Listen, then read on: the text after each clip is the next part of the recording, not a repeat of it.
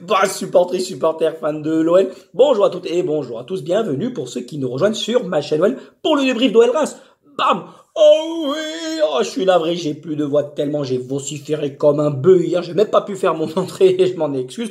Mais regardons quand même le menu du jour et les 3 points, suivez-les-moi, j'ai arrêté de m'emmerder. Je reste pro jusqu'au bout, j'ai fait mon entrée avec mes lunettes, maintenant passons aux choses sérieuses. Le récital, c'est par là que je vais commencer cette vidéo sur la partoche d'hier. Merci tonton pour la deuxième, bien évidemment, il n'y a pas d'autre mot. Et enfin les notes, top et flop, regardez qui va là.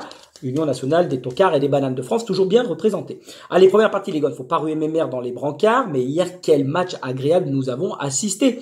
Tu te dis qu'à la fois, si la brigade du kiff, elle passe, on prend perpète les gars, et ouais. Mais à la fois, babam, pourquoi ne sont-ils pas capables de jouer, de réitérer régulièrement ce genre de performance? Non mais dis donc, répondez à cette question, fais transformer ton pif en nez rouge hein, si t'as pas de réponse. Les têtes sont un peu plus relâchées en cette fin de saison, t'es en roue libre, l'Europe on espère, mais ça sentait quand même la merguez bien évidemment. L'été n'est plus très loin. Évidemment, bon, on voulait surtout, pour les adieux à tonton, éviter de prendre une quenelle monumentale pour honorer l'architecte, parce que voilà, on s'est définitivement passé pour des bananes et des trompettes. Regardez en parallèle, je vous mets les photos des stades du match. L'équipe, elle est entrée sur la pelouse des terres avec comme objectif d'aller de l'avant, créer du mouvement tout en restant en bloc, emballer la rencontre en essayant d'être mode rouleau compresseur.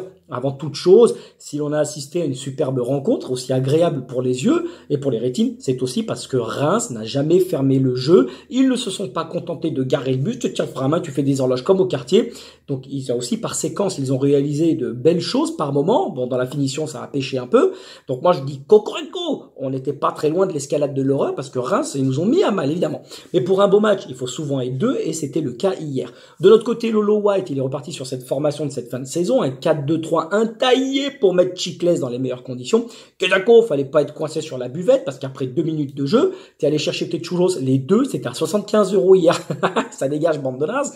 Et on a plutôt écroulé la buvette au bout de 2 minutes. C'est parti sur les chapeaux de roue. Regardez, on va analyser le premier but ensemble. Jeff Tuchigno qui gagne le second ballon et qui remise en appui sur Coco Chanel.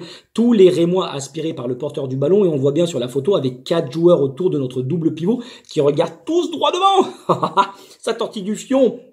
Regardez l'espace laissé libre dans le dos en bleu pour le trident offensif entre Chiclès, Alex et Barcola. Coco Chanel, elle a juste à jouer dans l'intervalle parce que le déplacement a été fait tout seul. Chiclès, il est là, il propose une solution en plein cœur du jeu et il se retrouve justement face au jeu. T'as les 5 joueurs rémois toujours à la traîne, mais regardez-les, mais que vous faites pitié! Ils ne couvrent pas, ils ne protègent pas la défense, le rideau est brisé. Barcola est seul, personne à moins de 5 mètres, il a tout l'espace devant lui. Chiclès qui met une balle à la fois dans le bon tempo, mais surtout dans le bon espace sans que Barcola ait à dévier sa course ou à la ralentir.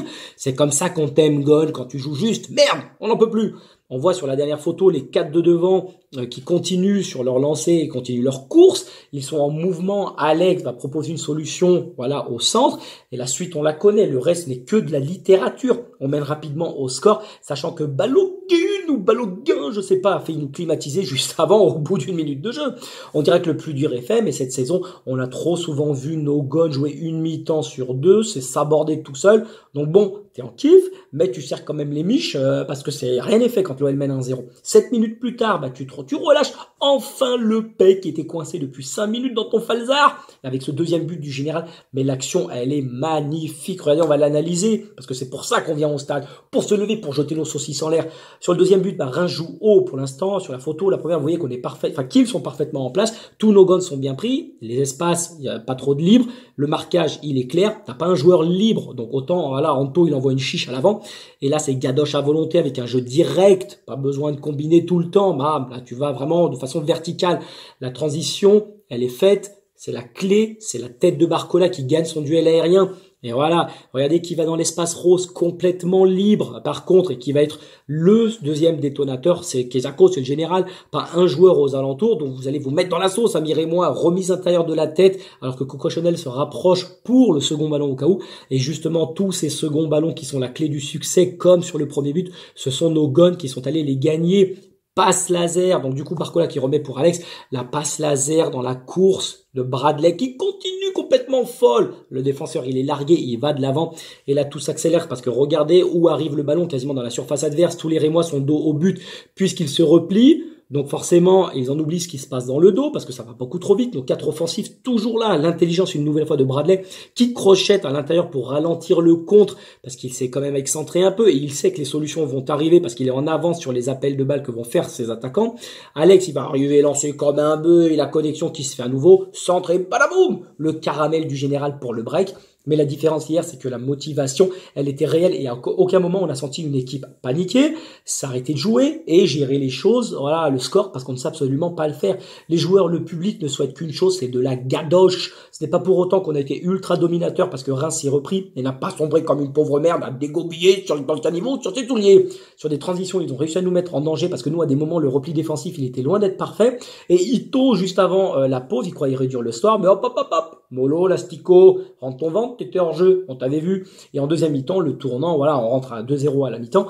54e minute, Reims pour de bon, c'est terminé. Regardez l'action parce que sincèrement, elle est splendide. Je vous mets l'analyse, voilà, du carton rouge parce que le jeu, je donne, je me déplace, je propose, c'est un chef-d'œuvre. Et toujours par nos 4 offensifs comme d'habitude qui opéraient souvent à 3 pour fixer, voilà, en triangle et proposer éventuellement une solution de l'autre côté. Alex près du rond central dans une zone où il n'y a pas un chat, c'est celle qui est en rose. Il cherche Chiclès dans l'axe. La ligne du milieu, elle est complètement débordée du côté de Reims. Chiclès, il est esselé également parce que voilà, même s'il y a les 4 défenseurs derrière, on écarte pour Jeff Tuchigno. Et là, ce jeu en mouvement, c'est du velours, les gars. À vitesse réelle, sincèrement, regardez le ralenti parce que c'est monstrueux. C'est surtout la justesse technique que j'ai tant regretté toute cette saison et l'intelligence du jeu et du déplacement. On les a dessoudés. Tous les offensifs courent vers l'avant et Reims défend en reculant. Ça pue la merde, faut être franc. Appui intérieur sur Chiclès qui prend l'intervalle en étant libre de ses mouvements, de par son positionnement. Alex qui le voit, bam, il voit que Chiclès va prendre le petit intervalle. Donc qu'est-ce qu'il fait? Il va proposer la solution longue. Chiclès, c'est la solution courte. Il prend le peu de profondeur et l'espace qu'il a devant lui. Là, le jeu en une touche. On arrête de geindre, les gars. C'est ça le foot. Remise en une touche, dos au but, parfaite pour Tuchigno, qui vient prendre sa place dans un petit espace. On voit bien les 4 émois en carré autour, mais ils sont autant largués que les Balkany lors de leur procès. Je donne, je remise, bam, je me déplace. Ça va à une vitesse supersonique, mais c'est surtout précis. Et dès que l'espace s'est libéré devant Tuchigno, passe verticale sur Alex, qui s'est légèrement écarté de son défenseur pour pouvoir recevoir le ballon dans les meilleures conditions. Chiclès, regardez, il poursuit quand même son effort. Barcola, tapis dans l'ombre tout en haut, au cas où ça tourne au vinaigre. La prise de général du général. Oh, maman, mais il n'y a pas de mots. Sur une fin de corps, eh ben, ce bon vieux Agbadou anticipe mal et tombe dans le panneau. Dans tous les bons coups, le bougre, hier soir, il a une occasion claire et nette. Tu prends ton sol tout compte, tu passes à la compta. Au revoir. Merci beaucoup. Tu vois le vestiaire? Eh ben, c'est tout droit. Il y a eu des phases de jeu, les gars, que j'ai vraiment kiffé. Et quand on joue ainsi, ça ne fait pas saigner des yeux. Voilà, franchement, c'est extraordinaire. Le but refusé par la VAR en plus pour Reims, carton rouge, il manquait plus qu'un penalty pour Lyon, et là, Dieu bénisse la vérité au-dessus du soleil. La sortie de Tonton, elle aurait été magistrale. Mais il n'y aura pas eu un plus bel hommage déjà qu'un carton rouge et des buts annulés par la VAR. Bon, Ito, le doublé, Béchamel, hors jeu, voilà, c'est terminé. Et sur le 3-0, finalement, Reims et son gardien, surtout Diouf, qui vont bégayer sévère sur le coup franc. Je vous mets une petite photo rapidos. Se tirer dans la boîte. Voilà, Coco Chanel, bon, il a tiré exactement au bon endroit, même si c'est pas parfaitement tiré, mais au moins la zone, elle est juste. Voilà, Coco Chanel qui fait l'appel. Bon, qu'est-ce que tu veux, le gardien se trouve, c'est comme ça, qu'est-ce que tu veux dire. Il y a eu, c'est dommage aussi, le but d'Alex qui a été refusé parce qu'il revenait en s'offrant le doublé sur sur Kiki Mbappé au classement des buteurs. Bon, des regrets également par rapport à la saison où on regrettera surtout la phase aller, parce que là sur les retours on est 3e en termes de points pris, et c'est surtout cette quenelle contre Clermont qui passe pas parce qu'elle nous a plombé pour de bon. Je vous mets une photo du classement parce que regardez, Lille et Rennes ont battu respectivement Nantes et Monaco hier 2-1 et 2-0. Donc bon, voilà, on reste à notre place. L'Europe, c'est joint de culasse, mais est-ce que réellement on méritait mieux sur l'ensemble de la saison, même si là récemment on a fait pas mal de beaux matchs. Bon, on a cependant des motifs de satisfaction et d'espoir pour le présent, mais surtout pour le futur, parce que Lolo White faudra trouver la formule dès l'année prochaine, surtout mentalement, pour avoir de la régularité dans nos performances, et ce sera l'an 1 de l'ère Jojo Textor, donc rendez-vous en août les gars pour de nouvelles aventures. Parce que maintenant, on va passer, voilà, les gars, évidemment, ce que l'on retiendra hier, hormis cette belle victoire, ce seront les adieux à tonton.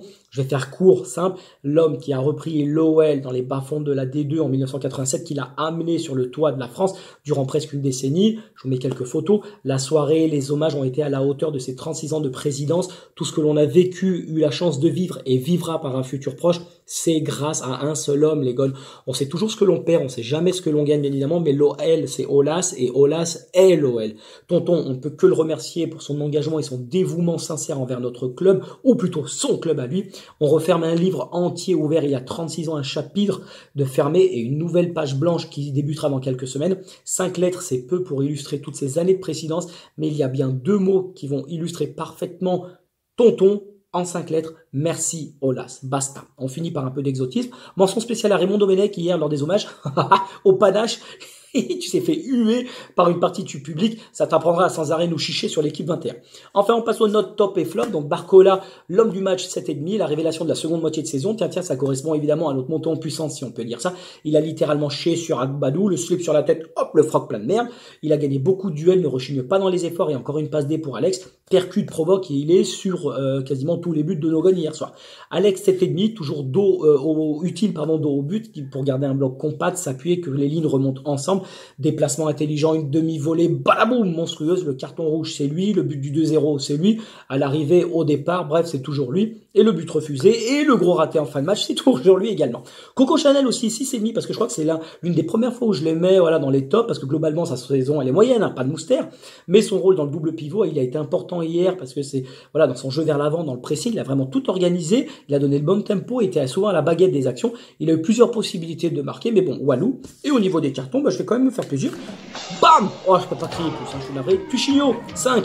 Autant à droite, c'était le feu, autant à gauche, tu touchais la nuit, dis donc. Il a du ballon, les gars, mais ça manque encore de spontanéité dans ses choix, dans les derniers gestes, comme sur l'action où il mystifie deux et moi, t'envoies une saucisse en tribune, c'est dommage. Et Lukeba, 5,5. Il a très bien défendu par moment, mais alors lâche ta charrette dans les relances, bam, c'est trop lent, tu portes trop le ballon, t'en fais trop, Gon, joue simple et tu nous mets en danger, surtout, merde. Plusieurs fois, tu prends des risques inutilement en progressant de balle au pied alors que le décalage il est fait. Mets à ton latéral ou viens chercher la solution intérieure, c'est pas grave. Les copains ils sont en mouvement. Hier, franchement, on peut pas leur reprocher ça. Et petite biscotte, c'est pour moi, c'est cadeau, c'est pour la fin de saison. Allez les gars, c'est tout pour aujourd'hui. Encore un grand merci à toutes et à tous de m'avoir suivi. Dites-moi ce que vous en pensez dans les commentaires. Là, je vais partir une petite semaine en vacances, donc peut-être que je ferai un débrief pour Nice en direct de la côte. On verra comment ça se passe. Et puis de toute façon, je suis chez moi, c'est ce que je veux. Arrêtez de m'emmerder. Allez, portez-vous bien les gars, passez une belle journée et à la prochaine. Tchuss.